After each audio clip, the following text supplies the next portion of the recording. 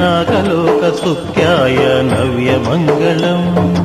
लोकनाथाय भक्तलोकसंरक्षकाय नागलोकस्तुत्याय नव्यमङ्गलम् भक्तवृन्दवन्दिताय ब्रह्मस्वरूपाय मुक्तिमार्गबोधकाय पूज्यमङ्गलम् भक्तवृन्दवन्दिताय ब्रह्मस्वरूपाय मुक्तिमार्गबोधकाय पूज्यमङ्गलम् सत्यतत्त्वबोधकाय साधुवेशाय ते नित्यमङ्गलदायकाय नित्यमङ्गलम् सत्यतत्त्वबोधकाय साधुवेशाय ते नित्यमङ्गलदायकाय नित्यमङ्गलम्